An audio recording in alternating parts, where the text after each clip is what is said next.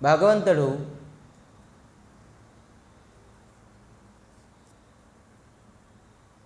భక్తులకి రక్షిస్తారు, శిక్షిస్తారు, వినోదాన్ని ఇస్తారు, ఆనందాన్ని ఇస్తారు, సుఖాన్ని ఇస్తారు.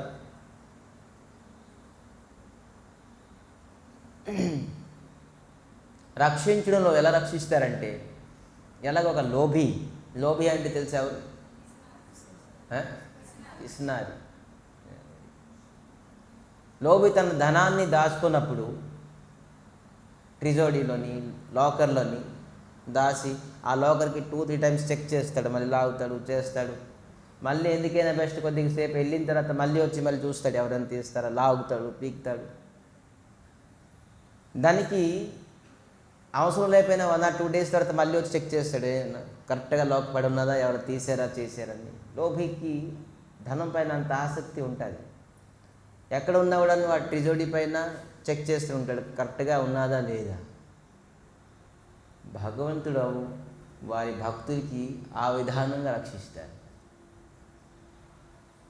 లోభికి వారి ట్రిజోడీ పైన ఎంత ఆసక్తియో అలాగే భగవంతుడు వాళ్ళ భక్తులకి ఆ విధానంగా రక్షిస్తారు. మళ్ళీ మళ్ళీ మళ్ళీ మళ్ళీ తన ఎంత మాయలో పడినా, ఎంత కష్టంలో, క్లేశాగ్ని భక్తి చేస్తున్న మనం తెలుసుకున్నాంగా, క్లేశాగ్ని శుభోధ, అన్ని శుభాలే, అన్ని క్లేశం దూరంకి వెళ్ళిపోతారు.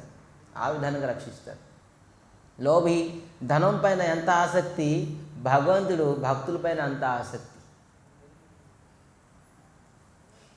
చూడండి, ఒక కాముకుడు స్త్రీ పైన ఎంత ఆసక్తి పడతాడు. నిరంతరంగా పొద్దున్న రాత్రి పడుకున్నప్పుడు లేచినప్పుడు ఏం పని చేసినప్పుడు కేవలం కామచింతన, స్త్రీ చింతన. కాముకుడు తలకు చింతన ఏంటి? కేవలం కామభావం. భగవంతుడు వాళ్ళు భక్తుల పైన అంత చింత. ఈ విధానంగా చింతిస్తారు భక్తుడికి. సో ఆ భక్త లీలలోని ఈ దామోదర లీల అతి శ్రేష్టమైనది.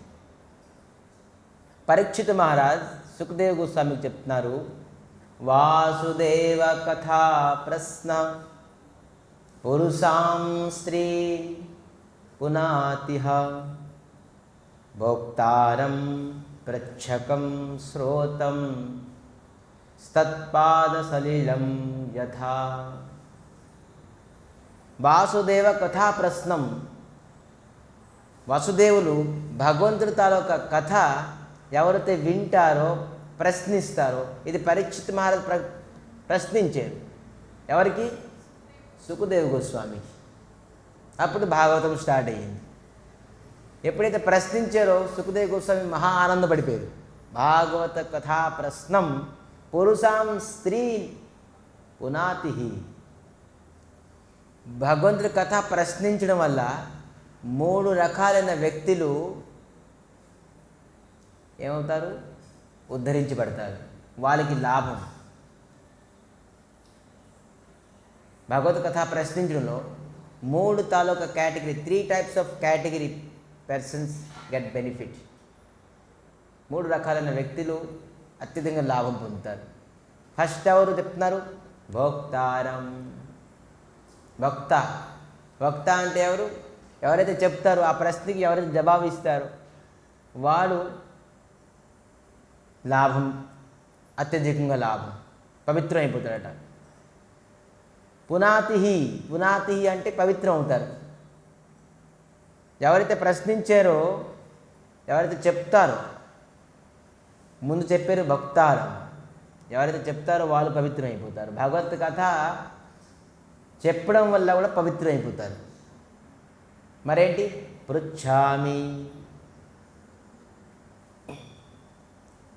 పృచ్ఛామి అంటే ఏంటి? ఎవరైతే ప్రశ్నించారో, భగవత్ కథ ఎవరైతే ప్రశ్నించారో వాళ్ళు కూడా పవిత్రం అయిపోతారు. మరి శ్రోతం, ఎవరైతే వింటారో, ఎవరైతే చెప్తారో, ఎవరైతే ప్రశ్నిస్తారో, ఎవరైతే వింటారో వీరు ముగ్గురు కూడా పవిత్రం అయిపోతారు. ఏ విధానంగా పవిత్రం అవుతారు? తత్పాద సలిలం యథా. తత్పాదం సలిలం, మీ భగవంతుని యొక్క పాదపద్మం నుంచి గంగా ఏ విధానంగా వచ్చి పవిత్రమైపోయిందో, ఈ త్రిలోకానికి పవిత్రం చేసేసిందో, ఆ విధానంగా ఈ వక్త, శ్రోత్ర, పృచ్ఛక ప్రశ్నించిన వ్యక్తి ఆ విధానంగా యత్ సలిలం యథా, ఏ విధానంగా మీ పాదపద్మం నుంచి వచ్చిన గంగా ఎలాగ పవిత్రమైపోతుందో ఈ ముగ్గురు కూడా అలాగ పవిత్రమైపోతారు.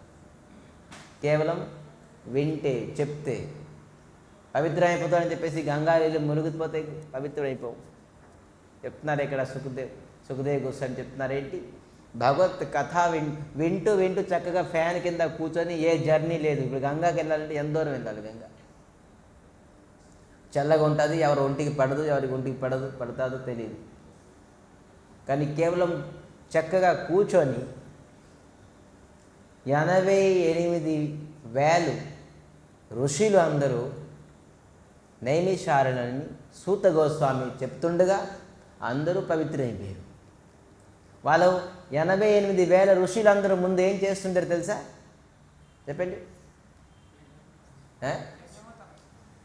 యజ్ఞాది కర్మము చేశారు. పూజ, యజ్ఞము, కేవలం స్వాహ స్వాహ అని యజ్ఞం. వాళ్ళు చెప్తున్నారు కేవలం బూడిద మిగులుతుంది, పొగ మిగులుతుంది తప్ప ఏమీ రాకుంటుంది. చూడండి భాగవతము, యజ్ఞం చేయడం వల్ల బూడిద మిగులుతుంది, మరి యజ్ఞం చేయడం వల్ల ఈ పొగ వస్తుంది.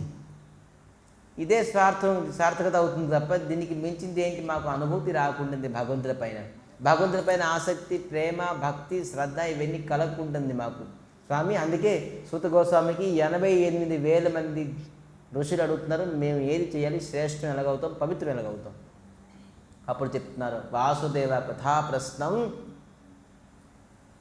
ఎవరైతే వాసుదేవతల కథా ప్రశ్నాన్ని అడుగుతారో, వింటారో, మరి చెప్తారో వాళ్ళు కూడాను యత్ పాద స్వలిలం యథా, భగవంతుల యొక్క పాదం నుంచి వచ్చిన గంగా ఏ విధంగా పవిత్రమో అంత పవిత్రం అవుతారని చెప్పేసి చెప్తున్నారు.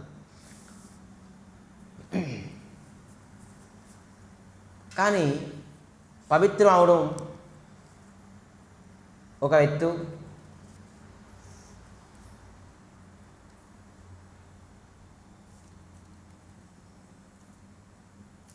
దుస్సంగం అనేది కష్టం. కథ వింటాం, పవిత్రం అవుతాం.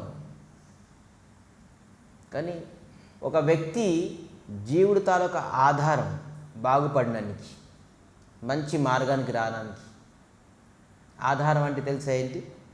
బేస్. దాంట్లోని శాస్త్రం అనేది రెండు విపెన్స్, 2 ఆధారాలు. ఒకటి ఆధారం అంటే సంస్కారం. సంస్కారం అంటే అందరికీ తెలిసే ఉంటుంది. ఒకటి సంస్కారం వల్ల ఒక జీవుడు తను ఉత్తమమైన మార్గాన్ని ఎంచుకోగలడు, ఉత్తమమైన మార్గాన్ని నడవగలడు. రెండోది సత్సంగం. సత్సంగం వల్ల తను ఉత్తమమైన మార్గానికి రాగలడు. రెండు విప్పని. దాంట్లోని సంస్కారం కూడా కొంతవరకు ఫెయిల్ అయిపోతుంది. తల్లిదండ్రులు ఎంతో సంస్కారం ఇచ్చి పిల్లలకి పెంచుతారు, కానీ బయటికి వెళ్ళి ఉద్యోగమో సద్యోగమో చదువు అనుకొని దుస్సంగం పడిపోయి ఆ సంస్కారాన్ని విడిచిపెట్టి దుస్సంగం ప్రభావం వల్ల వాళ్ళ సంస్కారం నష్టమైపోతుంది. మరి దుస్మార్గానికి వెళ్ళిపోతారు, పవిత్రమైన మార్గాన్ని విడిచిపెట్టేస్తారు. సో సంస్కారం కన్నాను సత్సంగం అనేది ఇంపార్టెంట్.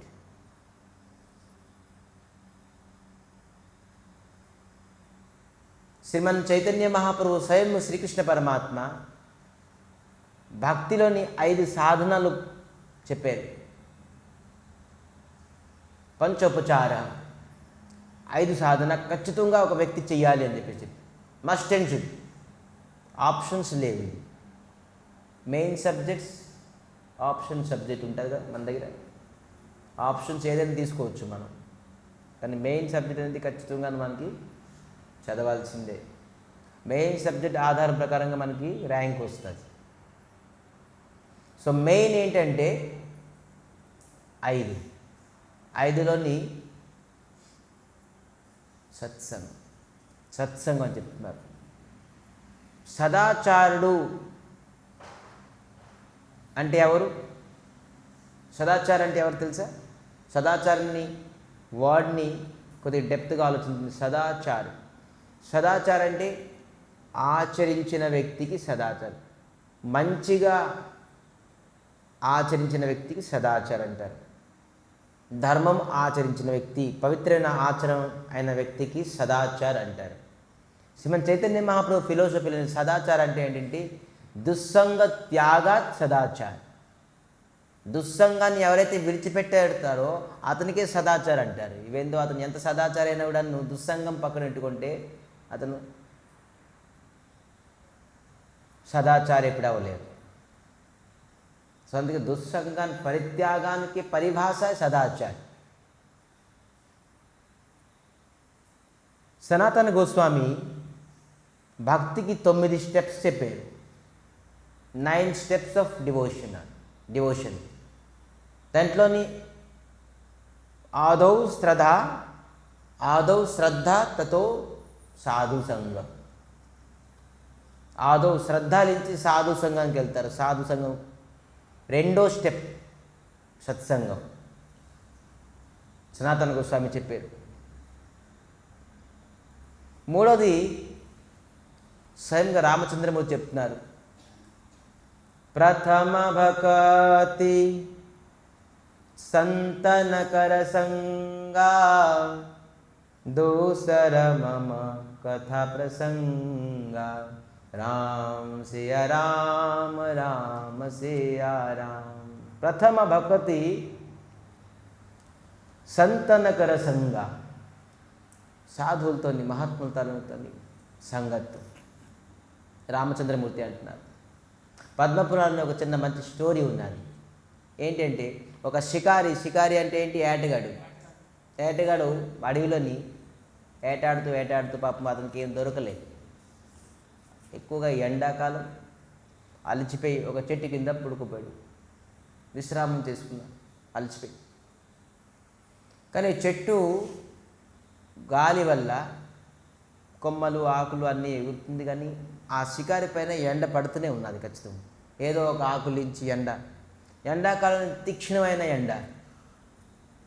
పాపం ఒక హంస వచ్చి చూసింది. ఎవరో పాపం వ్యక్తి పడుకున్నాడు, కానీ ఇతని పైన ఎండ తగులుతుంది అని చెప్పేసి హంస తన రెక్కలతోటి పొడవుగా చేసుకొని ఆ వ్యక్తికి ఎలాగ ఎండ తగలకుండా పాపం నీడనిచ్చింది. అదే సమయంలో ఒక కాకి వచ్చి కూర్చున్నది అక్కడ. కాకి వచ్చి కూర్చొని అంటే కాకి స్వభావం అందరికీ తెలుసు. కాకి ఎటువంటి స్వభావం గలది. వెళ్ళి ఏం చేసిందంటే ఆ హంస దగ్గర కూర్చొని కాకి చేసే పని ఏంటి? బిష్ట మలమూత్రం త్యాగం చేసింది. అది వెళ్ళి ఆ షికారు పైన పడ్డది. వాడు చూసి లెగిసాడు. ఎవడు మలమూత్రం వేసారు ముఖం పైన అని చెప్పేసి చూస్తే కాకి ఎగిరిపోయింది, కానీ హంస ఉన్నది. ఈ హంస అని చెప్పేసి హంసకి శికారించేసాడు. పాపం హెల్ప్ చేసింది హంస, కానీ ఏమైంది? లాస్ట్కి చనిపోయింది. దేనివల్ల? ఒక్క క్షణం కాకి సంగం చేయడం వల్ల, సాంగత్యం వల్ల మంచి వ్యక్తులు కూడా నాశనం అయిపోతారు. ఎంత పెద్ద సదాచారుడు కూడా నాశనం అయిపోతారు. దుస్సంగం మహాభయంకరమైనది. మనం 20 years సత్సంగంలో ఉంటాం, కానీ ఒక క్షణం దుస్సంగం చేయడం వల్ల మన సత్సంగం అంతా నష్టం అయిపోతుంది. సో అందుకే దుస్సంగం చాలా భయంకరమైనది. ఒక క్షణం కాకి సాంగత్యం వల్ల ఎంత హంస ఎంత పవిత్రమైన మనసుతోని తనకి నేడనిద్దామని చెప్పేసి భావనతోని వచ్చింది, కానీ ఏమైంది? తను బలి అయిపోయింది. సో అందుకే దుస్సంగం అనేది చాలా డేంజర్, అన్నిటికంటే చాలా పెద్ద డేంజర్. ఇంగ్లీష్లో కొటేషన్ ఉన్నది ఏంటి? Tell me about your friends, I will tell about you. నీ గురించి నేను చెప్పడానికి పెద్ద జాతకాలు చూడడం అవసరం లేదు, నీ క్యారెక్టర్ చదవడం అవసరం లేదు, నీ నడవడిక నేను చూడడం అవసరం లేదు. నీ ఫ్రెండ్స్ గురించి చెప్పేసి చాలు, నేను నీ గురించి మొత్తం చెప్పేయగలను. So tell me about your friends, I will tell you about you. So మన సాంగత్యం, మనం ఒక టీచర్ని చేయాలన్నా, ఒక స్కూల్ని జాయిన్ అవ్వాలన్నా, ఒక జాబ్లో జాయిన్ అవ్వాలన్నా, ఒక స్త్రీ వివాహం చేసుకోవాలన్నా మనం ఎంతో ఆలోచించి చర్చించి తెలుసుకొని స్కూల్లో జాయిన్ అవుతున్నాం.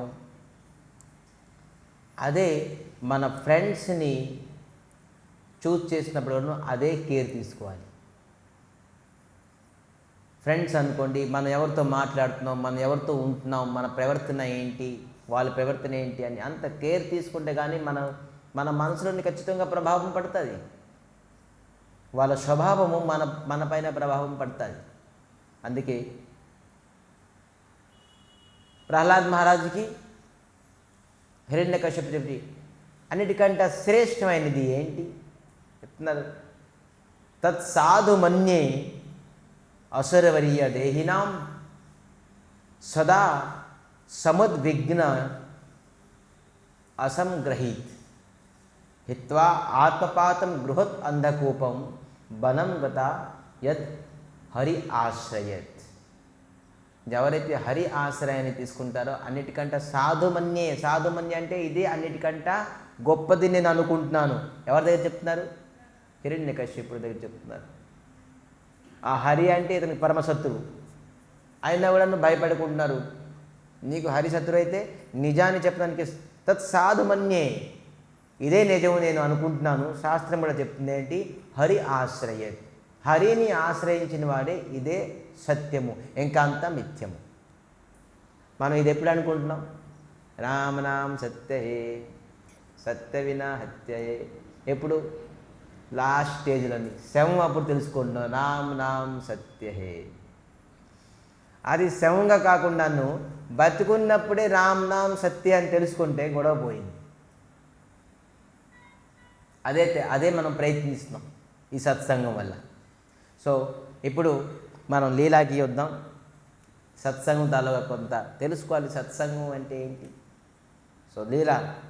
సో నిన్న ఏడుపు అంతా అయిపోయింది. రుదంతం ముహుర్నేత్రం యుగ్మమృజంతం కరాంబుజయోగ్నేన సాతంకనేత్రం ముహుశ్వాసకం పాతిరేఖాకంఠ స్థితగ్రే బదామోదర భక్తిబద్ధం. ఈరోజు ఏతే దుఃస్వలీలాభిరానందకుండే శోఘాశనిమజ్జంతో మక్షాపయంతం తదేయసితజ్ఞేషు భక్తేర్జితత్వం పునః ప్రేమతస్తం సతా వృత్తివందే. ఒక వ్యక్తి రెండు కారణాలతో ఏడుస్తాడు. అత్యధికంగా దుఃఖం అయితే కూడా ఏడుస్తారు, మరి అత్యధికంగా సుఖం అయినా కూడా ఏడుస్తారు. తెలుసా? అది ఏమంటారు? ఆనంద ఆశ్రు. భాస్కర ఆశ్రు అంటే కన్నీరు. దుఃఖం నుంచి కూడా ఆశ్రు వస్తుంది, మరి సుఖం ఉన్నప్పుడు వస్తుంది. కానీ భాగవతం ఏం చెప్తుంది తెలుసా? మూడోదని కూడా వస్తుంది. ఏంటి? ప్రేమాశ్రు. అత్యధిక ప్రేమ అయినా కూడా అశ్రు వస్తుంది. ఇది మన కేటగిరీ కాదు, ఇది మనకు తెలియదు, ఇది మన లైఫ్లో టేస్ట్ చేయలేదు ఈ ప్రేమ అనేది. సో అది తర్వాత చదువుకుందాం. ఈ ప్రేమాశ్రు అనేది ఏంటి? దుఃఖాశ్రు మనందరికీ చెప్పడం అవసరం లేదు. ఇది full experienced, lot of experience we have ఈ దుఃఖాశ్రమంలో.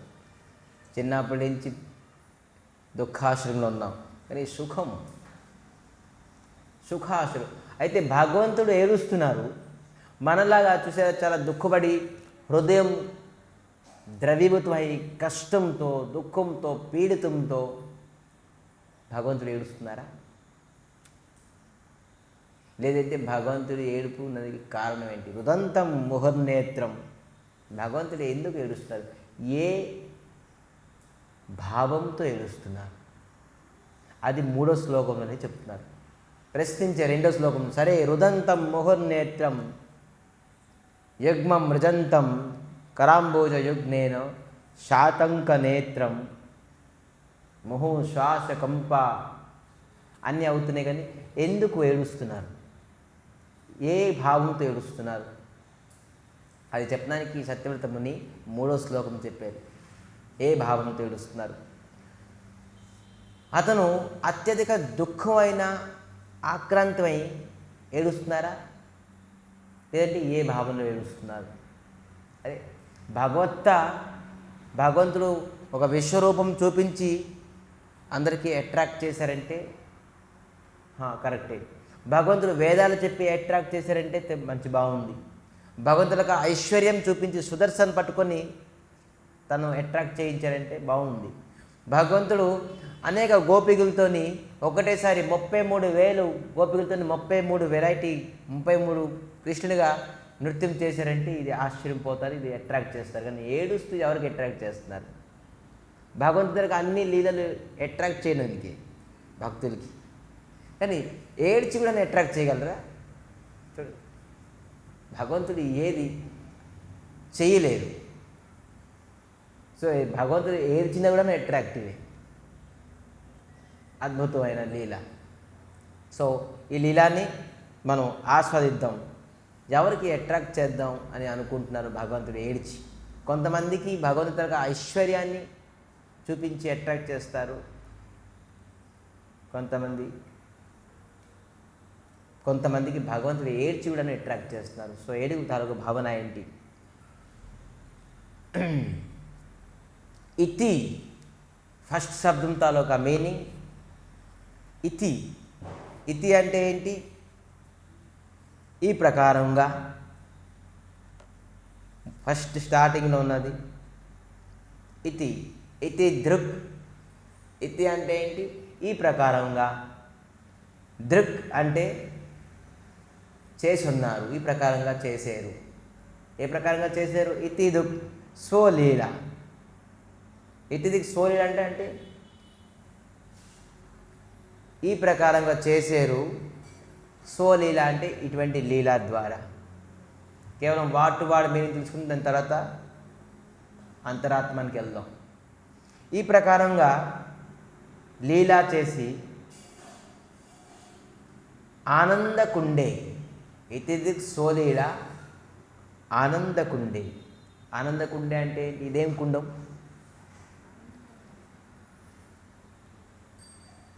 కుండం అంటే ఏంటి? సరోవరం. సరోవరం అంటే ఏంటి? ఒక చెరువు అనుకోండి, నది అనుకోండి. ఈ కుండం ఎటువంటి కుండం? ఆనందమైన కుండం.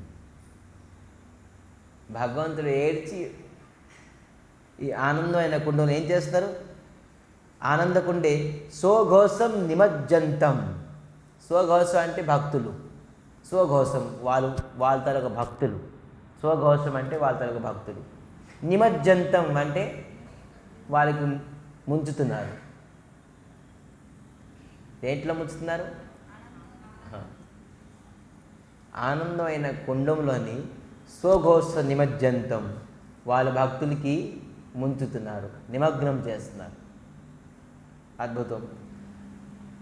మళ్ళీ ఏమంటారు? అక్షాపయంతం.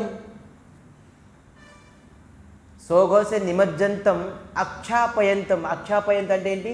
చూపిస్తున్నారు, ప్రదర్శిస్తున్నారు. ఏంటి ప్రదర్శిస్తున్నారు? అక్షాపయంతం తదీయ సితజ్ఞేషు.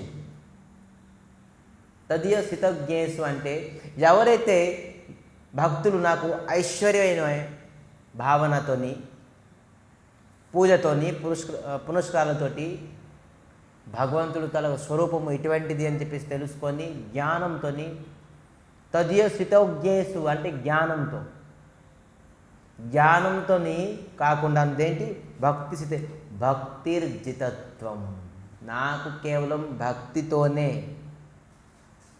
బంధించగలరు, తెలుసుకోగలరు.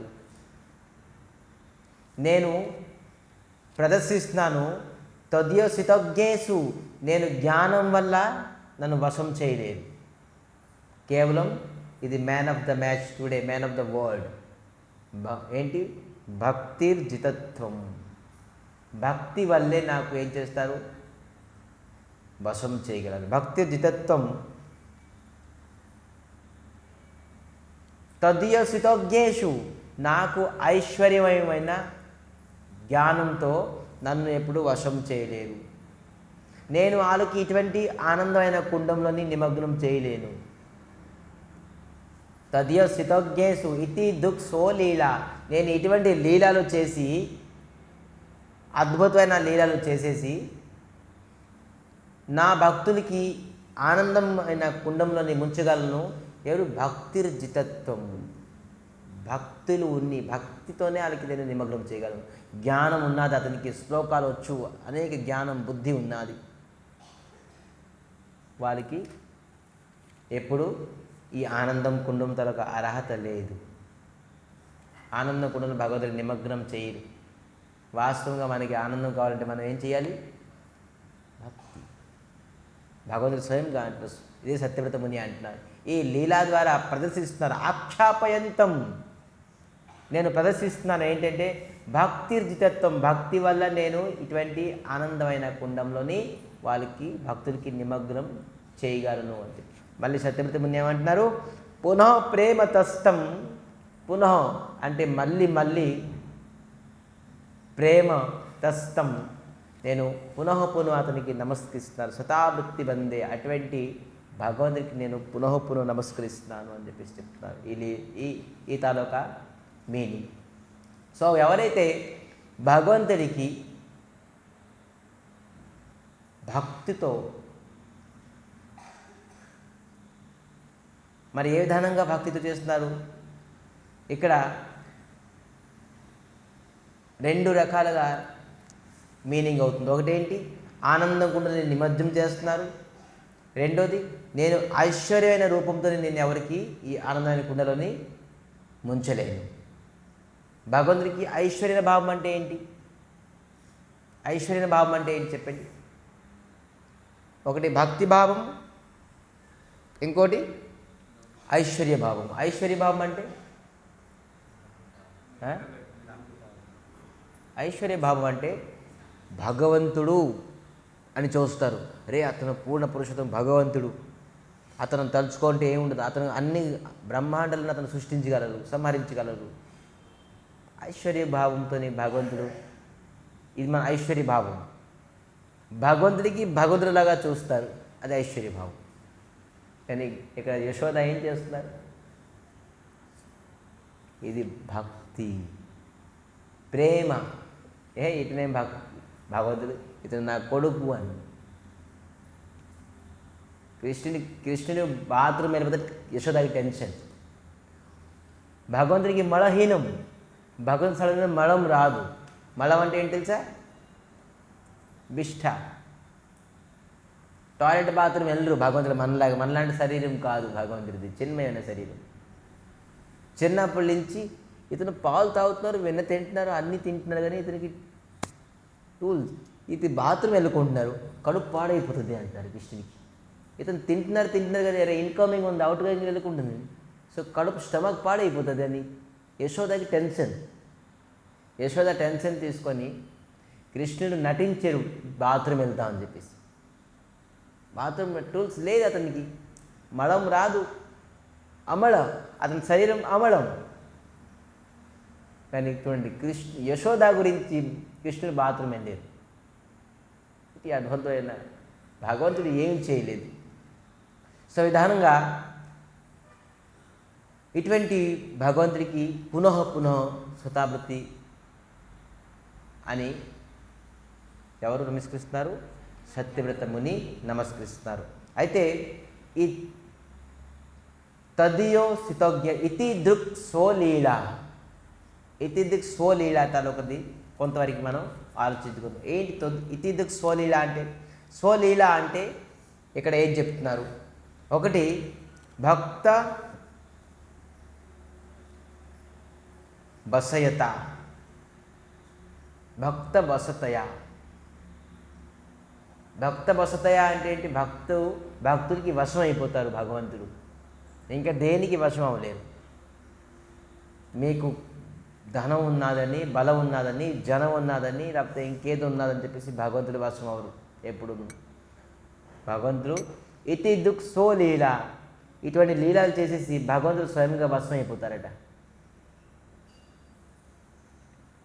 సో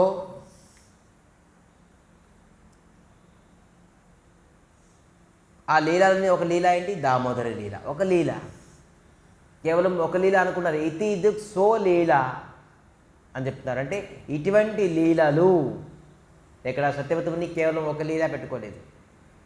ఇతి దుఃఖ సో లీల, ఆనందకుండలని ఇంత నీళ్ళు ఉంటాయా? ఇంత నీళ్ళు ఉంటుంది, మొత్తం నిండుగా ఉంటుంది. కేవలం దామోదర లీల కాదు, అనేక లీలలు కూడా స్మరిస్తున్నారు ఇక్కడ. ఈ దామోదర అష్టకంలోని కేవలం దామోదర లీల అంటే బంధనం లీల కాకుండాను అనేక లీలలు కూడాను సత్యవ్రతముని స్మరిస్తారు. ఏంటేంటి లీలలు అని చెప్పేసి చిన్న శాంపుల్గా సుఖదేవ గోస్వామి చెప్తున్నారు. ఏంటి అది మనం ఈరోజు తెలుసుకుందాం. పరమ మోహిని లీల, భగవంతుడు ఇటువంటి లీలలు చేస్తున్నారు. ఎంత మోహితమైనది. ఎటువంటి మోహితమైనది? అసాధారణమైనది. అది సాధారణమైన ఎవరు చేయలేరు. అటువంటి అసాధారణమైన లీలలు, మరి అతి అందమైన లీలలు. దాంట్లో కొంతవరకు ఏం చెప్తున్నారు సుఖదేవ్ గోస్వామి? గోపీభి స్తవి నో నృత్యత్. గోపికలట అందరూ కలిసి రౌండప్ చేశారు కృష్ణుడికి. రౌండప్ చేసి, నీకు వెన్న కావాలా? కావాలి. వెన్న అంటే కృష్ణుడికి ఇష్టం. అయితే ఒక పని చేయి, నువ్వు డ్యాన్స్ చేయి. డ్యాన్స్ చేస్తే నీకు ఇస్తాం. వెన్న ఇలాగా ముందు పెట్టుకున్నారు చేతులని. వెన్నకు చూసి కృష్ణుడు ఆసక్తి. అరే కృష్ణుడికి ఆసక్తి, భగవంతుడికి వెన్న లోట. వెన్న చూపిస్తున్నారు గోపికలు. ఇగో వెన్న ఉన్న చేతిలో, నువ్వు డ్యాన్స్ చేస్తావా? కృష్ణుడు డ్యాన్స్ చేస్తున్నారు. గోపికలు చెప్తే అదేమని ఒక చిన్న వెన్న ముద్ద పెట్టేసి నువ్వు డ్యాన్స్ చేస్తాక నీకు వెన్న ఇస్తాం. వెన్న గురించి భగవంతుడు, పూర్ణ పురుషుడు భగవంతుడు శ్రీకృష్ణుడు నృత్యం చేస్తున్నారు గోపికలు అందరూ చెప్పడంతో. ఇదే అసాధారణ లీల, ఇదే అతి అందమైన లీల, ఇదే పరమ మోహించిన లీల. ఇతి దృక్ సో లీల అంటే నాకు మీనింగ్ బోల్డ్ చెప్పుకున్నారు సత్యవతముని. ఇంకోటి ఏం చెప్తున్నారు? భగవత్ బాలవత్ క్వచిత్ ఉద్గాయతి. మళ్ళీ అంటారు, నువ్వు పాడు చూద్దాం ఎలా పాడతావు, అప్పుడు ఇస్తాను నేను. భగవంతుడు పాడడం స్టార్ట్ చేసి ఇటు ఆడుతున్నారు, ఇటు పాడుతున్నారు. పాడితేకే ఇష్టం, లేకపోతే ఎవరు? భగవంతుడు పాడడం స్టార్ట్ చేశారు.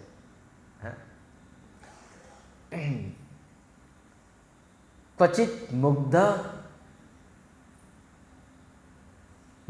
అంటే భగవంతుడు మౌనంగా కూర్చుంటేకే ఇస్తాను, నువ్వు అల్లరి చేస్తే ఇవ్వను అని చెప్పేసి. అల్లరి చేస్తే నీకు అసలే వెన్నేవును అంటే భగవంతుడు రెండు చేతులు కూర్చొని, రెండు చేతులు ఇలా జోడించి ఒక స్తంభంకి కూర్చొని ఇలా కూర్చున్నారు, ఇస్తారు అని.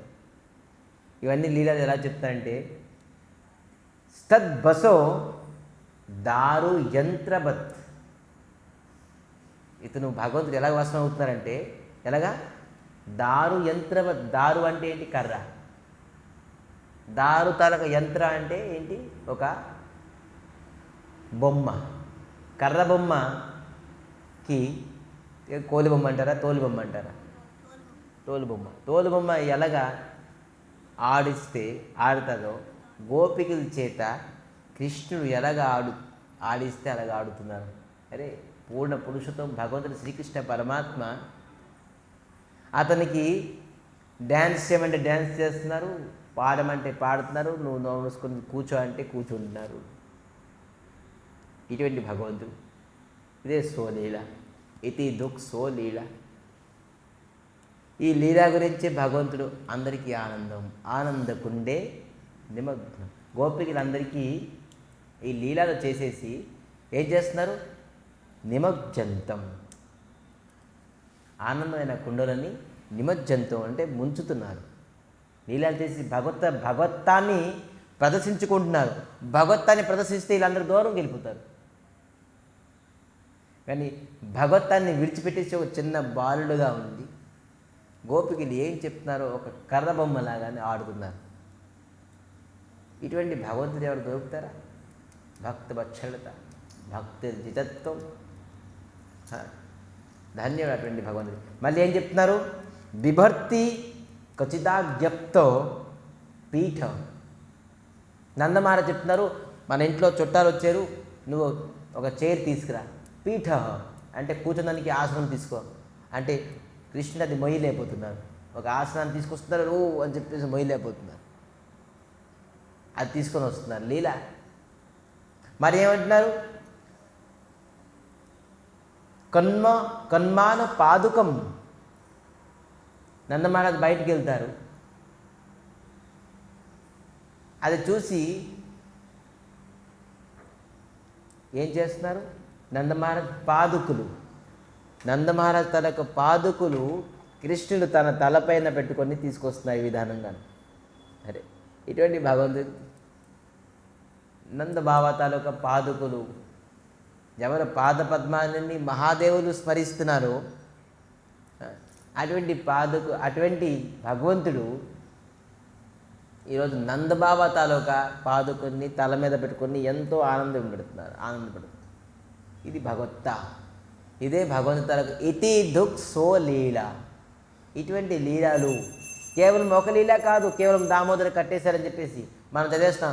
ఇతి దుఃఖ్ సో లీల విరానందకుండే ఆనందకుండే. ఈ ఆనందం కుండే ఇవన్నీ లీలలన్నీ స్మరిస్తున్నారు. చూడండి చిన్న శాంపుల్. ఇంకా అనేక లీలలు భగవంతుల లీలలు మనం సహస్ర కోట్లు సహస్ర ముఖములించి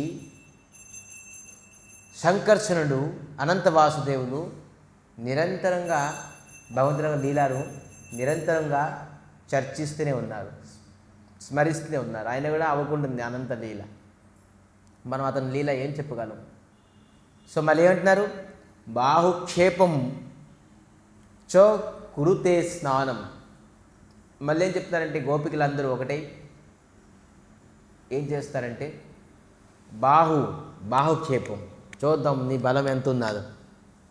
నీ బలం ఎక్కువ, బలరాముల బలం ఎక్కువ. బలరాములకి కృష్ణుడికి యుద్ధం చేయించారు. ఎవరు గెలుస్తారో వాళ్ళ బలం ఎక్కువ, వాళ్ళకి వెన్న ఇస్తాం. ఇద్దరు అందాముల మీద తగులు పెట్టేసారు.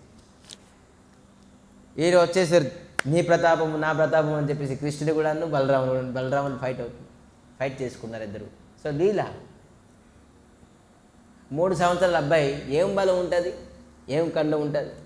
కానీ ఈ విధానంగా అతి అద్భుతమైన లీల. అక్కడ మళ్ళీ ఏం చెప్తున్నారు? దర్శయం తద్ విధం లోకో. ఇవన్నీ ప్రదర్శించి అక్షాపయంతం. భగవంతుడు ఇవన్నీ ప్రదర్శించి చెప్తున్నారు. దర్శయం తద్ విధాం లోకే. ఇవన్నీ చూపించి భగవంతుడు ఏం చెప్తున్నారు తెలుసా? ఆత్మనో భృత్యవశ్యతం. ఈ యొక్క శబ్దము ఎంతో అద్భుతం. ఆత్మానం భృత్యవశ్యతం. భృత్యవశ్యతం అంటే ఏంటి? భృత్య అంటే ఏంటి? సేవకుడు. భృత్యవశ్యతం అంటే సేవకుడు తనకు వశం అయిపోతాను నేను అంటారు భగవంతుడు. భగవంతుడికి ఎవరైతే సేవిస్తారో భగవంతుడు అతనికి వశం అయిపోతారు. భృత్యవశ్యతం. ఈ భాగవతంలోని అతి అద్భుతమైన ఈ విధానంగా వర్డ్స్ ఉన్నది. భగవంతుడి తాలూకు ఎలాగా భృత్యవశ్యతం, వశం అయిపోతారు. ఎవరికి వశం అయిపోతారు? ఎవరైతే సేవిస్తారు. మరి బ్రహ్మచారులందరితో సేవాయే ప్రాణధనం. సేవించడానికి మొత్తం జీవితాన్ని అంకితం చేసేసారు. సో భగవంతుడి వశం అయిపోతారు. అటువంటి బ్రహ్మచారిని అటువంటి వ్యక్తిని భగవంతుడు నెత్తి మీద పెట్టుకుంటారు. దాని సేవ భావన ఉండాలి. సేవలను ఎప్పుడు దొంగ ఉండదు. సేవలను ఎప్పుడు మిస్యూజ్ చేయకూడదు. సేవ దొరకొను ఇటువంటి సేవ ఉన్నదట పాట. దొరకునా ఇటువంటి సేవ, మనకి లభిస్తుంది అటువంటి సేవ. భృత్యవశ్యత. సో ఇటువంటి భగవంతుడు గోపికల చేతతో కర్ర బొమ్మ అయిపోతున్నారు. ఏం చేయమంటే అది చేస్తున్నారు. ఎందుకంటే వీళ్ళందరూ భృత్యశ్య. భగవంతుడు ఈ ప్రకారంగా లీలాన్ని చాలా ఆశ్చర్యమైన, అందుకే సోలీల ఇతి దుఃఖ సోలీల ఆనందకుండే. ఎవరు ఈ ఆనందకుండలో నిమగ్నం చేస్తారో భగవంతుడు, ఎవరైతే భగవంతుడికి సేవిస్తారో. భగవంతుడికి మనం ప్రేమించలేము. ప్రేమ అనేది 2వ స్టెప్, 3వ స్టెప్, 4వ స్టెప్. కానీ ఎప్పుడైతే మనం సేవిస్తామో అప్పుడు మనం ప్రేమ వరకు వెళ్ళగలం. మనం ఒకటి చదవకుండాను 10th క్లాస్ ఇవ్వగలమా? సేవ అనేది ఫస్ట్ క్లాస్, ప్రేమ అనేది 10th క్లాస్. ప్రేమ అనేది డాక్టరేట్, పిహెచ్డి. మనం ఫస్ట్ క్లాస్ చదవకుండాను నేను పిహెచ్డికి వెళ్ళిపోతానంటే ఎవరు? మనం భగవంతుడికి సేవించుకున్నాను, భగవంతుని యొక్క భక్తిని ప్రేమని పొందేస్తాను అంటే ఎవరు? మూర్ఖులు అనుకుంటారు.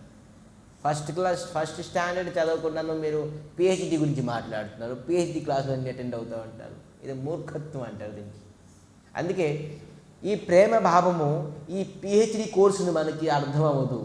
ఈ స్వామి ఏదో అంటారు, ప్రేమ అంటారు భగవంతుడి గురించి. భగవంతుడి భార్యకి ప్రేమించంటే ప్రేమించగలం, పిల్లలకి ప్రేమించంటే ప్రేమించగలం, ఫ్రెండ్స్కి ప్రేమించంటే ప్రేమించగలం.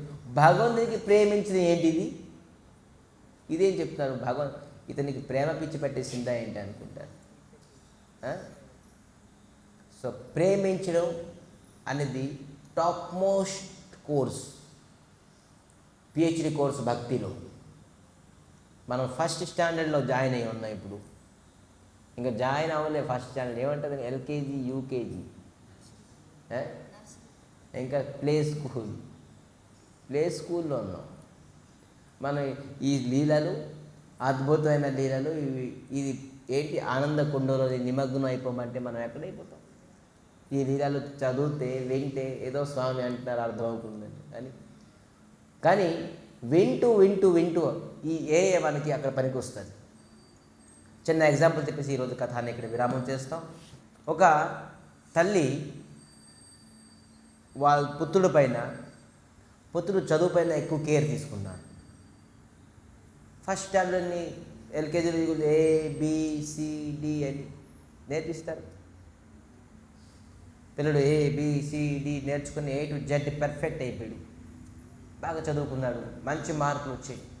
ఇప్పుడు 10th క్లాస్ వచ్చింది, బోర్డ్ ఎగ్జామ్.